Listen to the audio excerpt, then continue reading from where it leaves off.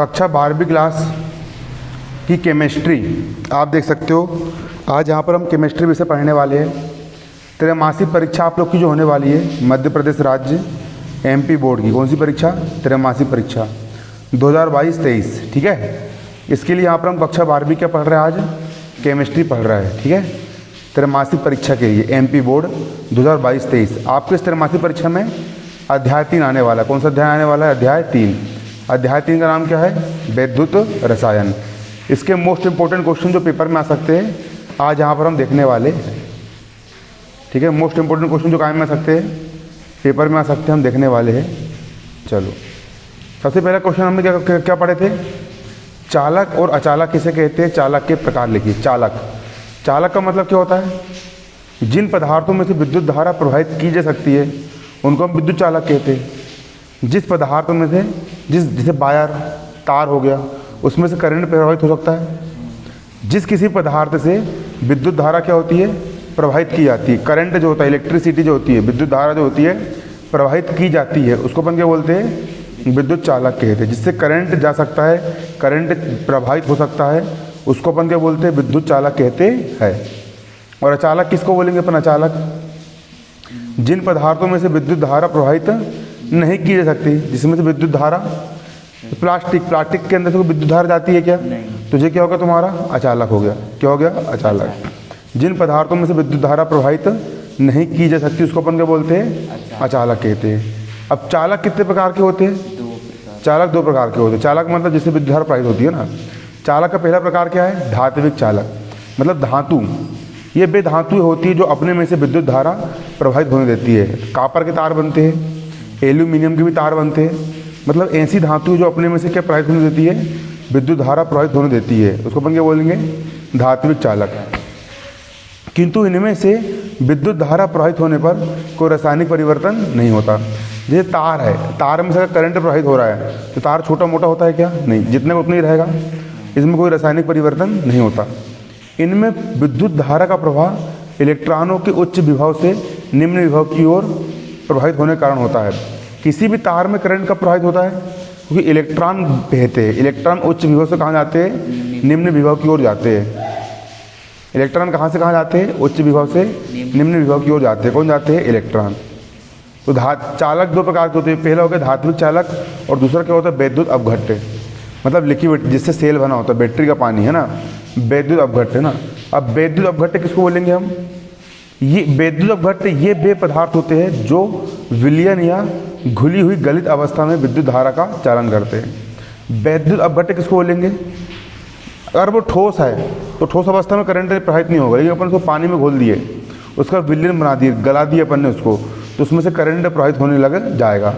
ये घुली अवस्था में या जलीय विलयन में आयन देते हैं। जैसे नमक हो गया, सोडियम हाइड्रोक्साइड हो गया, है ना, इसको अगर आप क्या करोगे? घोल दोगे, है ना, तो घोलने से क्या हो जाएगा? घुली अवस्था में जो पानी वाला जो लिक्विड का विलयन बनेगा, जलीय विलयन जो बनेगा, उसमें आयन देंगे, एक देंगे धनायन और एक देंगे ऋणायन। और ये जो आयन रहेंगे, धनायन और ऋणायन, ये विद्युत धारा का चलन करते हैं। इनमें विद्युत धारा प्रवाहित करने पर कोई ना कोई क्या होता है? रासायनिक परिवर्तन होता है। सेल बनता है, बैटरी, मोबाइल में तुम्हारी बैटरी लगी होती है, उसके अंदर लिक्विड भरा होता है ना। अगर तुम इससे बिजली लोगे फिर दोगे तो डिस्चार्ज जो आएगा और फिर से चार्ज करना पड़ेगा इसको। ये सामान्यतः विद्युत धारा के कारण अपघटित हो जाते हैं। इन चालक में से विद्युत, अब जो विद्युत अपघट्य होते 2 प्रकार के होते हैं।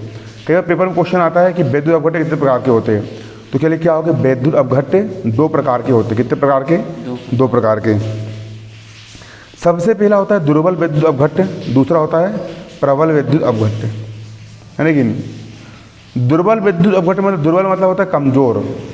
ऐसा विद्युत अपघट्य जो बहुत कम मात्रा में आयनित होता है उसको अपन क्या बोलेंगे? दुर्बल। और प्रबल किसको बोलेंगे? ऐसा विद्युत अपघट्य जो पूरी तरीके से आयनित हो जाता है उसको अपन क्या बोलेंगे? प्रबल विद्युत अपघट्य अपन उसको कहेंगे। तो पेपर में क्वेश्चन निकल करके आता है आपका। पेपर में क्वेश्चन क्या बनता है? पेपर में क्वेश्चन बनता है प्रबल विद्युत अपघट्य। क्या बनता है क्वेश्चन?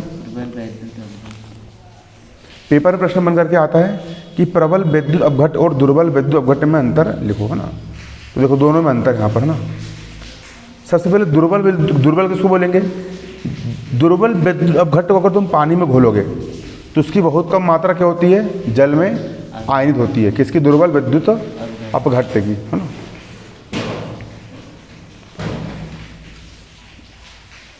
याली व्यंजन निकाल लो, इसको पीछे कर लो। दुर्बल विद्युत अपघट्य में क्या होता है? बहुत कम मात्रा। कैसी मात्रा? बहुत कम मात्रा। कहाँ पर आयनित होती है?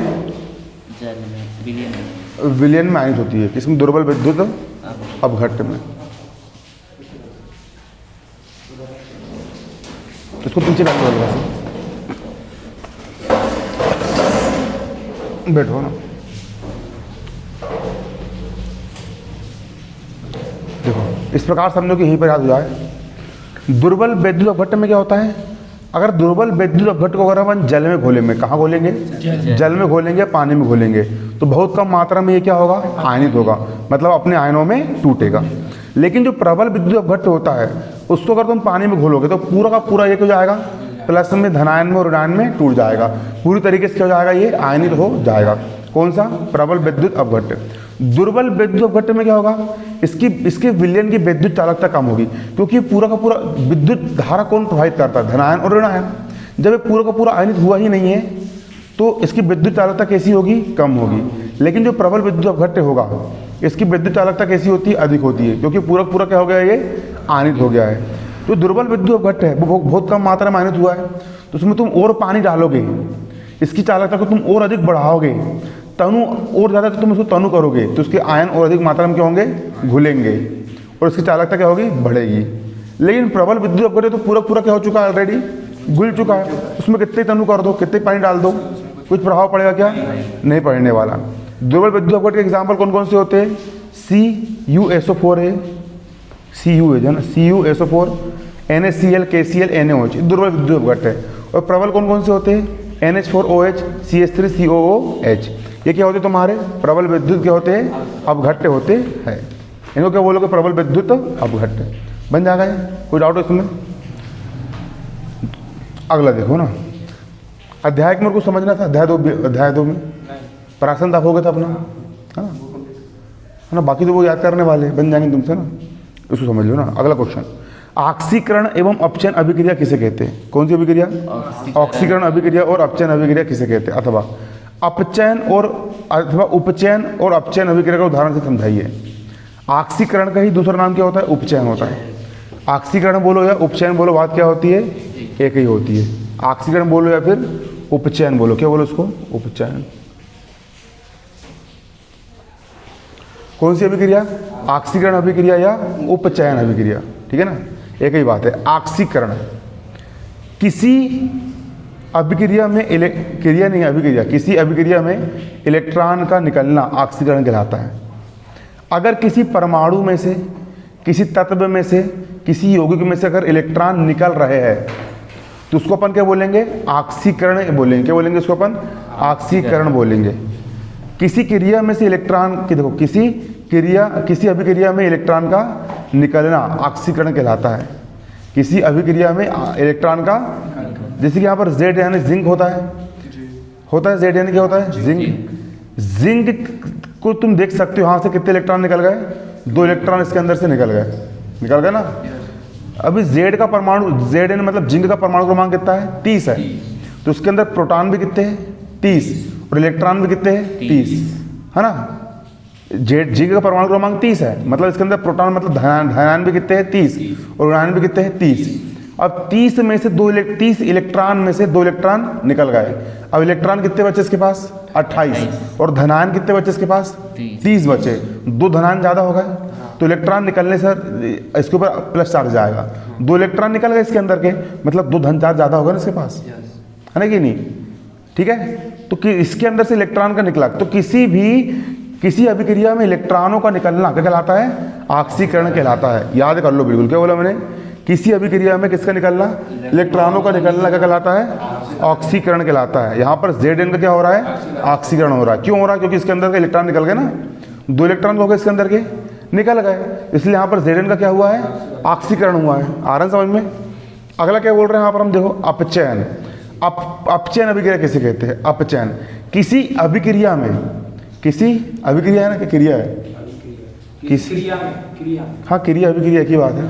किसी अभिक्रिया में इलेक्ट्रॉनों का जुड़ना, अगर किसी अभिक्रिया में कौन जुड़ रहा है, इलेक्ट्रॉन जुड़ रहा है, तो उसको अपन क्या बोलेंगे, अपचयन।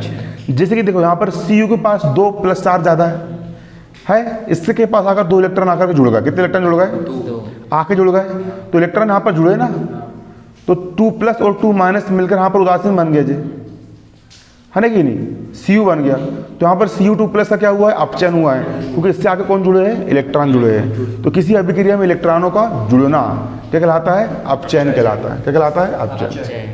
अपचयन किसको बोलेंगे अपन, किसी अभिक्रिया में किसका जुड़ना, इलेक्ट्रॉनों का जुड़ना, क्या कहलाता है, अपचयन कहलाता है। अपचयन मतलब अभिक्रिया में इलेक्ट्रॉनों का जुड़ना, और ऑक्सीकरण मतलब निकलना। ठीक है,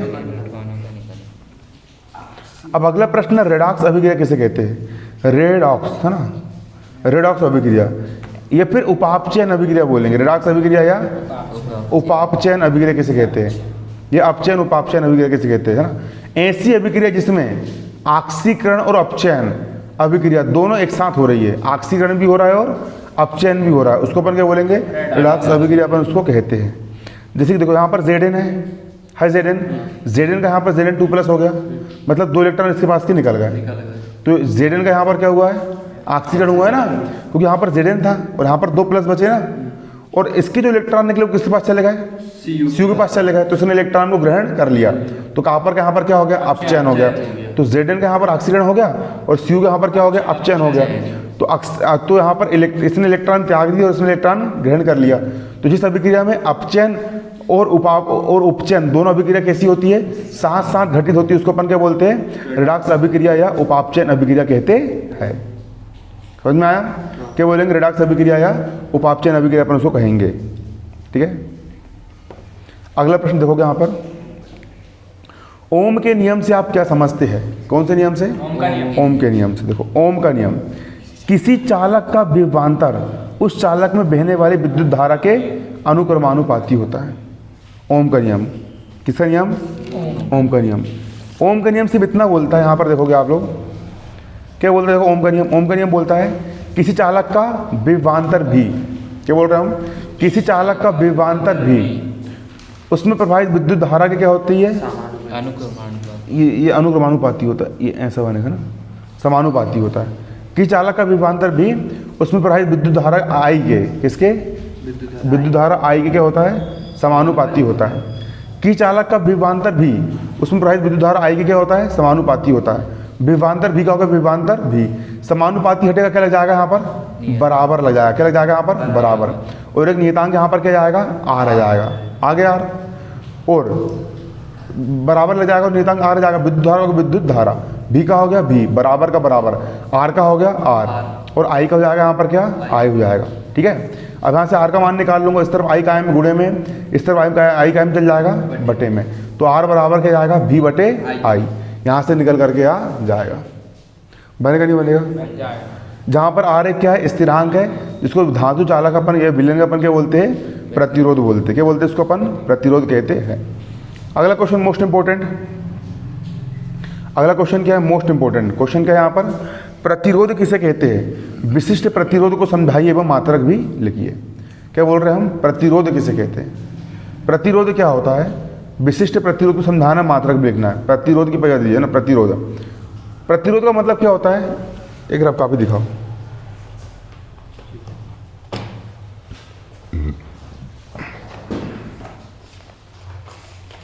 उसको हिंदू बंद कर दो, वाले का भी सुबह वाले बच्चों की होगी, तो भूल के चला गया उसको।